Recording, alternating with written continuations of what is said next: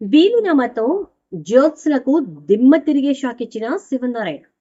ఆనందంలో కార్తీక్, సుమిత్ర, దీప, కాంచన, ఇంకా దాసు, దశరథ్. షాక్ లో పారిజాతం. ఇంతకు శివనారాయణ వీలునామాలో ఏం రాశాడు? జ్యోత్స్నకి ఏం షాక్ ఇచ్చాడు? వీళ్ళంతా ఎందుకు హ్యాపీగా ఉన్నారు?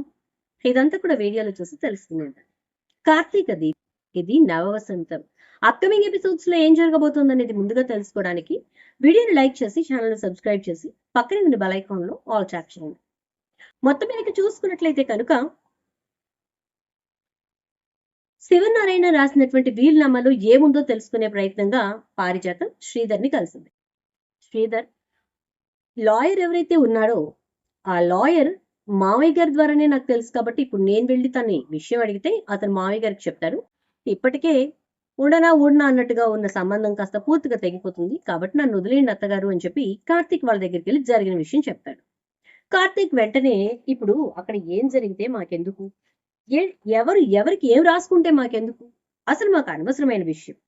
ఆస్తి మొత్తాన్ని ఆయనకే వదిలేసి మేము వచ్చేసాం. మా బ్రతుకు మేము బ్రతుకుతున్నాం.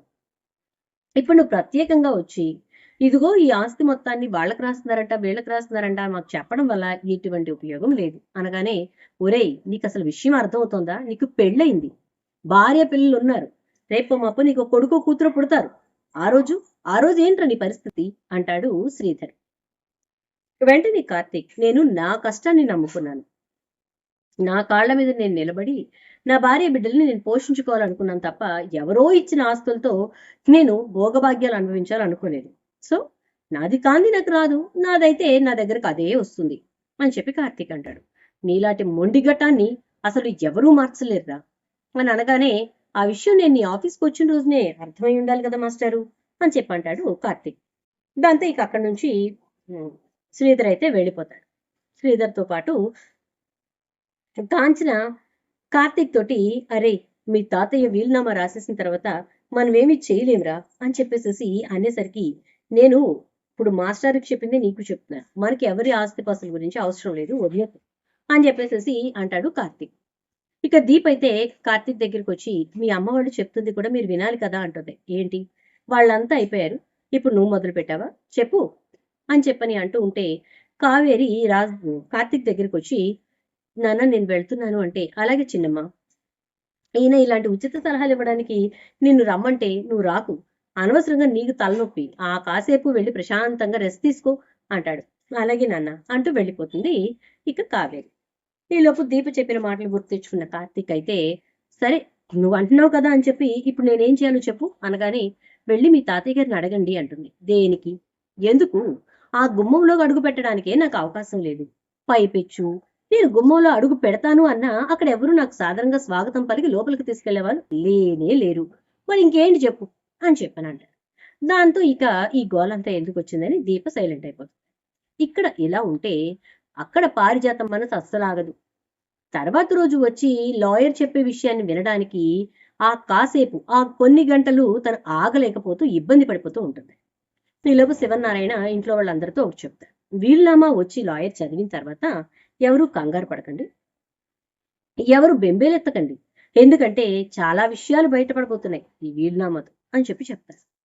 పారిజాతం కొంచెం డౌట్ పడుతుంది. ఏ విషయాలు బయటపడతాయి, ఏమున్నాయి బయటపడటానికి? ఈ ముసలోడు కొంప తీసి నాకు తెలియకుండా ఎక్కడైనా వేరేగా ఆస్తులు కొనేసరే ఏంటి? మాక్సిమం కొన్నాయన్నీ నాకు తెలిసే అని అనుకుంటూ ఉంటాం. ఇక తర్వాత రోజున లాయర్ వస్తాడు. అందరూ వెయిట్ చేస్తూ ఉంటారు. కానీ ఊహించని విధంగా లాయర్ అయితే తనతో పాటు కాంచనని, కార్తీక్ని, దీపను, అనసూయను, శౌర్యను తీసుకుని వస్తాడు. అది చూసి ఒక్కసారిగా షాక్ అయిపోతారు ఇంట్లో వాళ్ళు. వాళ్ళు వచ్చారు ఏంటి నాన్న అంటే, నేనే పిలిపించాను దశరథ అంటాడు శివన్న. ఇక సరే నాన్న అయితే అనేసి అమ్మ కాంచన అని లోపలికి పిలుస్తాడు దశరథ్. పిలిచిన తర్వాత ఇక లోపలికి వస్తుంది కాంచన. ఇంకా వాళ్ళంతా కూడా లోపలికి వచ్చేసిన తర్వాత కూర్చుని అటువైపు కొందరు ఇటువైపు కొందరు కూర్చుంటారు. జ్యోత్స్న నుంచుని ఉంటుంది. పారిజాతం కూడా జ్యోత్స్న పక్కనే నుంచుంటుంది. మాట్లాడుతూ ఉంటారు. లాయర్ ఒక్కొక్క విషయం క్రోడీకరించి చెప్తూ, ఇలా రాయమన్నారు, ఇందుకు రాయమన్నారు, వీళ్ళకి రాయమన్నారని ఒక్కొక్క లిస్ట్ ఆఫ్ ప్రాపర్టీస్ అన్ని చదివి ఈ ప్రాపర్టీస్ వీళ్ళకి, ఈ ప్రాపర్టీస్ వీళ్ళకి అని చెప్పేసి చెప్తూ ఉంటాడు. అదంతా వింటూ ఉంటాడు కార్తీక్. వింటూ ఉండగా ప్రాపర్టీస్ లిస్ట్ అయిపోతుంది. ఎవరికి అనేది తెలియదు. ఆ ప్రాపర్టీసే అన్నిట్లోకెల్లా చాలా చాలా విలువైనవి. ఇప్పటి వరకు చదివిన పేర్లన్నీ కూడా అటు దశరథకి ఇటు సుమిత్రకి రాసినటువంటి ప్రాపర్టీస్. నెక్స్ట్ ఇప్పుడు జ్యోత్స్నకి వచ్చే ప్రాపర్టీస్ గురించి లిస్ట్ వస్తుంది. సో ఈ లిస్ట్ అంతా చదివి ఇక లాయర్ వినాయకరావు గారు ఎవరి పేరు చెప్పకుండా అలా చూస్తూ ఉంటారు శివనారాయణ వంక. చెప్పు, ఎందుకు భయపడుతున్నావు అంటే, భయం కాదు సార్ అంటూ ఉంటే, చెప్పవయ్యా, నేను చెప్పాను కదా చెప్పు అని చెప్పానంట. ఏంటి వినాయకరావు గారు అంత కంగారు పడిపోతున్నారు? మా మనవరాలు పేరు చదవటానికి మీకు పర్మిషన్ కావాలా ఏంటి? మా ఆయన గారు పర్మిషన్ ఇవ్వబట్టే ఆ వీలునామా రాశారు కదా అంటుంది. ఇక అలా చూస్తూ ఉంటాడు వినాయకుడు. ఈలోపు ఈ ప్రాపర్టీస్ అన్ని వాళ్ళు ఒక్కసారి చదివి, శివనారాయణ గారు చదివేస్తున్నాను అంటాడు. చదవవయ్యా, నేను చెప్పాను కదా అంటూ ఉంటే దీప అని చదువుతాడు. ఒక్కసారిగా షాక్ అయిపోతుంది జ్యోత్స్న. తాతయ్య, ఏంటిది? పేరు తప్పు రాసినట్టున్నారు. లాయర్ గారు, మీరు పేరు తప్పు రాశారు అంటుంది. లేదమ్మా, తాతయ్య గారు చెప్పిన పేరు అదే, అందుకే చదవటానికి కూడా నేను సంశయిస్తూ 2 సార్లు ఆయన్ని అడిగి ఆ తర్వాత చదివాను అంటాడు. దాంతో ఇక జ్యోత్స్న ఒక్కసారిగా, ఏంటి తాత ఇది? దీప పేరు రాసావేంటి? అయినా అయితే గీత బావ పేరు మీద రాయాలి కానీ దీప పేరు మీద రాసావేంటి అని చెప్పానంటే, అంటే దీప పేరు రాయకుండా నీ పేరు రాయాలా జ్యోత్స్న అని చెప్పని అంటాడు. ఇంకా ఉన్నాయి కదా ఆటలో రాశాడేమో, అయినా దీపక్ ఎందుకు రాసినట్టు అంటూ పారిజాతం అంటూ ఉంటే, అవునమ్మా ఇంకా ఉన్నాయి, అవి కూడా చదువుతాను అంటాడు వినాయకుడు. మళ్ళీ లిస్ట్ చదువుతాడు. లిస్ట్ చదివినాక నెక్స్ట్ ఎవరి పేరు అని చెప్పేసి చూస్తే నెక్స్ట్ పేరు వచ్చేసరికి శౌర్య అని ఉంటుంది. అలా శౌర్య పేరు ఉండేసరికి ఒక్కసారిగా షాక్ అయిపోతుంది. ఇదేంటి తాత, ఇందాక దీప పేరు, ఇప్పుడు శౌర్య పేరు, అసలు వాళ్ళకి ఈ ఆశతో ఏంటి సంబంధం అనగానే, ఏం సంబంధం లేదంటవా జ్యోత్స్న అంటాడు శివనారాయణ. ఏం జరుగుతోంది? కొంపదీసి తాతకు విషయం తెలిసిపోయింది ఏంటి అనుకుంటూ, సంబంధం లేదు కదా తాత, ఎలా సంబంధం ఉంటుంది అని చెప్పని అంటూ ఉంటే పారిజాతం, ఏంటండి మిమ్మల్ని కూడా ఆ దీప బుట్టలో వేసేసుకుందా ఏంటి? తాతయ్య తాతయ్య అంటూ, ముద్దుల తాత అంటూ ఆ శౌర్యకని బుట్టలో వేసుకుందా ఏంటి? ఏంటి మీరు ఆస్తి తీసుకెళ్లి వాళ్ళ పేరు మీద రాశారు అంటూ ఉంటుంది. అంటే నువ్వు నాకు చెప్పాలన్నమాట ఎవరికి నేను ఏం రాయాలి అని, అంతేనా పారిజాతం అంటాడు. ఈలోపు సుమిత్ర, మామయ్య గారు నేను అడుగుతున్నాను, నాకు అర్థం కావట్లేదు. దీప పేరుతోటి శౌర్య పేరుతోటి ఆస్తులు రాశారు, కాంచనకి కార్తీక్కి వెళ్లాల్సిన ఆస్తులు అవి అనగానే, కాదు సుమిత్ర, ఈ ఇంటికి సంబంధించిన ఆస్తులు, కాంచనకి కార్తీక్కి వేరే రాశాను అని చెప్పి లాయర్ గారు చదవండి అంటాడు శివనారాయణ. లాయర్ మళ్ళీ కొన్ని ప్రాపర్టీస్ లిస్ట్ చదువుతాడు. ఆ లిస్ట్ లో లాస్ట్ లో పేరు వచ్చేసరికి కాంచన. కాంచన తరువాత అంటే కాంచన తదనంతరం ఈ లిస్ట్ ఆఫ్ ప్రాపర్టీస్ అన్ని కూడా కార్తీక్కి చెందుతాయి అన్నట్టు రాస్తారు. సో కార్తీక్ సెపరేట్ గా ప్రాపర్టీస్ ఇవ్వలేదు, బట్ దీపకు శౌర్యకు ప్రాపర్టీస్ ఇచ్చారు. ఏంటా అర్థం కాదు జ్యోత్స్నకి. ఏంటి తాత ఇది? అసలు అసలు మనవడికి ఏమి ఇవ్వకుండా ఎక్కడుంచో వచ్చిన దానికి దాని కూతురికి కూడా వారసత్వాన్ని ఇచ్చావేంటి, వాళ్ళ కాస్తులు రాసేవేంటి అని చెప్పని అంటూ ఉంటే, అమ్మ ఒక్క నిమిషం, ఇంకా ఉన్నాయి అని చెప్పని అంటాడు లాయర్. ఇంకా ఎవరికి రాసి చచ్చాడో ఏంటో, చదువు బాబు అని చెప్పంటుంది పారిజాతం. మళ్ళీ కొన్ని లిస్ట్ ఆఫ్ ప్రాపర్టీస్ చదువుతాడు. అవి ఒక 4 ప్రాపర్టీస్. ఈ 4 మీద హక్కు కాశీకి, స్వప్నకి, దాసుకి. వాటి మీద వచ్చేటటువంటి రెంట్స్ కానీ లీజ్ అమౌంట్స్ కానీ అవన్నీ కూడా వీళ్ళ ముగ్గురు వాటిని అనుభవించవచ్చు. పూర్తి హక్కు వచ్చేసరికి కేవలం కాశీకి మాత్రమే అని రాస్తారు. స్వప్నకి కూడా ఇవ్వడు. ఎందుకంటే స్వప్న శ్రీధర్కి 2వ సంతానం. కాశీ వచ్చేసి పారిజాతానికి మనవడు, దాసుకి కొడుకు. పారిజాతం మనవడిగా కాశీకి ప్రాపర్టీని రాయడు శివనారాయణ, కేవలం దాసుకి కొడుకు అనేటటువంటి కృతజ్ఞతతో రాస్తాడు. అసలు ఏం జరుగుతుందో అర్థం కావట్లేదు నాకు, ఇంతకీ నా మనవరాలకి ఏది అంటుంది. నీ మనవరాలా? నీ మనవరాలకి నువ్వివ్వు పారిజాతం, నన్నిమ్మంటావేంటి అంటాడు శివనారాయణ. ఒక్కసారిగా పారిజాతానికి దిమ్మ తిరిగిపోతుంది. ఏం మాట్లాడుతున్నారండి, నేనివ్వడమేంటి అని చెప్పని అంటుంది. మరి నీ మనవరాలు కదా, నువ్వే ఇవ్వాలి కదా, ఇవ్వు పారిజాతం అని చెప్పని అంటూ ఉంటే, నేనివ్వడం కాదండి, దీపకు శౌర్యకు రాసిన ఆస్తులన్నీ జ్యోత్స్నకు రావాల్సినవి, మీరు తప్పుగా చెప్పినట్టున్నారు అంటే, అవును, నువ్వు చెప్తేనే ఎంత సంపాదించాలో లెక్కలేసుకుని సంపాదించాను. నువ్వు చెప్తేనే నేను ఇప్పుడు ఎంత వాళ్ళకి ఇవ్వాలి అనేది లెక్కలేసుకుని ఇవ్వాలి, అంతేగా అంటూ ఉండగానే ఈలోపు దాసు కాసి స్వప్న కూడా వస్తారు. వాళ్ళు వచ్చాక వాళ్ళకి సంబంధించిన డాక్యుమెంట్స్ వాళ్ళకి అప్పగించండి అని చెప్పి శివనారాయణ చెప్పడంతో వాళ్ళకి డాక్యుమెంట్స్ ఇచ్చేస్తారు. మాకెందుకయ్యా అని చెప్పి దాస్ అంటే, నువ్వు చేసిన మేలు అంతా ఇంత కాదు దాసు. ఈ ఇంట్లో నాకు అన్యాయం, ద్రోహం, మోసం, నమ్మక ద్రోహం ఇలాంటి వాటన్నిటికీ నిర్వచనాలతో కనపడుతున్నారు ఇద్దరు మనుషులు. ఆ ఇద్దరిని చూస్తే నాకు అసహ్యం వేస్తుంది. నిజం తెలిసి కూడా దాచిపెట్టడం, దాన్ని పూర్తిగా సమాధి చేయటానికి ప్రయత్నాలు చేయటం, ఇవన్నీ కుట్ర కుతంత్రాలకు పూర్తి నిర్వచనాలు. ఆ నిర్వచనానికి అర్థం ఎవరు అంటే నిలువెత్తు రూపంగా ఈ జ్యోత్స్న, ఈ పారిజాతం కనిపిస్తున్నారు.